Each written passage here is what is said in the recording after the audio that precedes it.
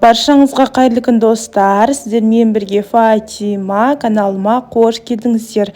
Бүгін біз арасына грек жаңғағы қосылған өте дәмді, оңай салынатын печеньені жасаймыз. Ал ендеше жасауды бастайық. Ең алдымен бізге керегі 100 грамм бөлме температурасындағы 82% сары май. Осы сары майымызға 100 грамм шекерімізді қосамыз да венчиктің көмегімен араластырамыз.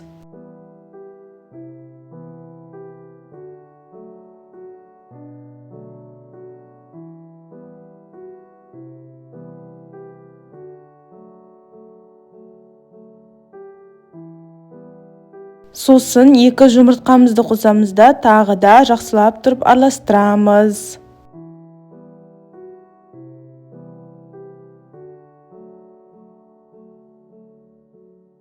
Достар, осы печеньенің толық құрамы видеоның астындағы описанияда жазылып тұрады.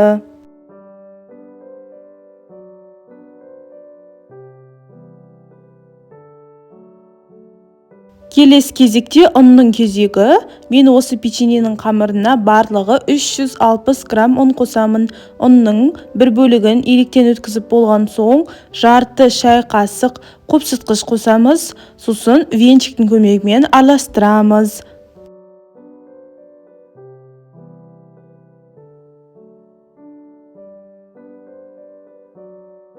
Ұнның бір жартысын қосқан соң бізде осындай қою қамыр шығады. Енді осы қою қамырымызға ұнның қалған жартысында електен өткізіп барып қосамыз.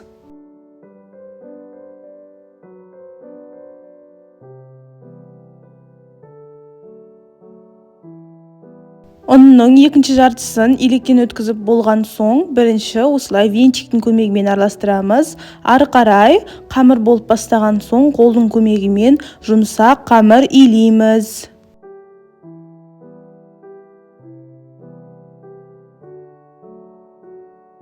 Менде осындай жұмсақ қамыр шығу үшін барлығы 360 грамм ұн кетті. Сіздер өздеріңіздің қамырларыңызға қараңыздар. Сіздердің қамырларыңыз мына видеодағыдай қолға жабыспайтын жұмсақ біркелкі қамыр болып шығу қажет.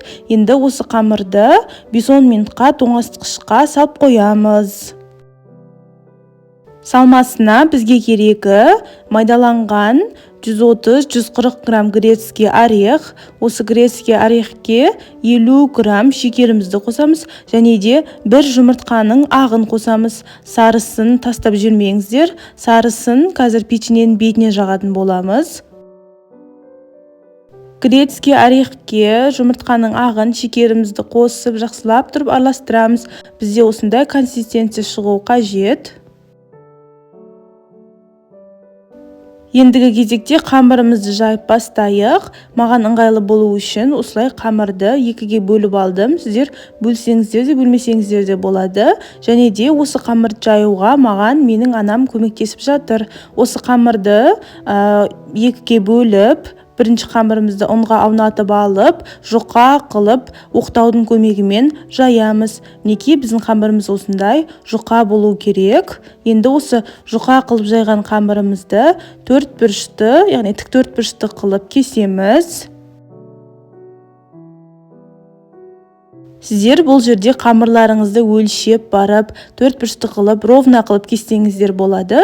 Немесе мен сияқты көзбен осылай төртбұрышты қылып кесе салсаңыздар да болады. Осы кесілген қамырларымызды аламыз. Сосын мына видеодағыдай қамырымызды төртбұрышты қылып кесіп шығамыз.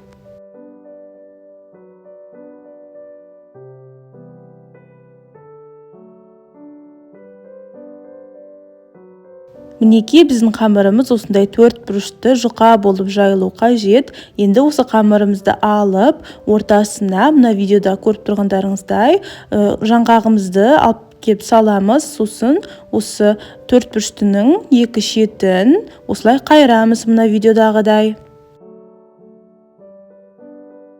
Бұл жерде біздің қамырымыз бен салмамыз біткенше осылай қайталап жасай береміз. Және де достар, дәл осы кезде пештеріңізді 180 градусқа қыздырып қойыңыздар. Осы қамырымыздың ортасына салмамызды кеп саламыз. Сосын екі шетін осылай қайырамыз. Печеньелерімізді противеньге пергамент қағазын төсеп, осылай қатарынан арасын ашық қылып қойып шығамыз. Достар, осы менің YouTube каналымда оңай жасалынатын, дәмді болып шығатын печеньелердің рецептісі бар. Осы видеоны көріп болған соң, сол басқа видеоны көруді ұмытпаңыздар. Келесі кезекте бағанағы жұмыртқаның сарысын енді осы печеньенің бетіне жағып шығамыз.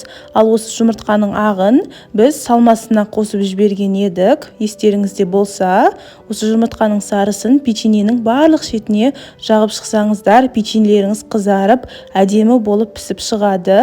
Енді осы печеньемізді осылай әдем қатарынан қойып болған соң, қызып тұрған пеште 180 градуста 20 мен 25 минут аралығында қызарғанша пісіреміз. Мінекей, қараңыздар, осындай керемет болып пісіп шығады. Менің бұл печеньем шамамен 23 минуттың ішінде пісіп шықты. Енді осы печеньені суытып, сосын дәмін татып көре берсеңіздер болады. Арасына грек жаңғағы қосылған печеньені сіздер де жасап көріңіздер. Дәл осы печеньені жасап дастарханға қоятын болсаңыздар, отбасыларыңыз немесе қонақтарыңызға қатты ұнайтынына күмәнім жоқ. Бұл печеньені шаймен бірге ішетін болсаңыздар, өте жақсы, яғни керемет үйлеседі. Печеньеміз тәтті, қытырлақ болып шыққан. Осы печеньені жасап жақындарыңызды қуантыңыздар. Және де қараңыздар, ортасын бөлгенде осындай керемет біздің салмамыз шығады. Достар, сіздермен болған Фатима. Каналыма тіркеліп, лайк басып, комментария жазуды ұмытпаңыздар. Және де қалай шыққанын комментарияға міндетті түрде жазып қалдырыңыздар.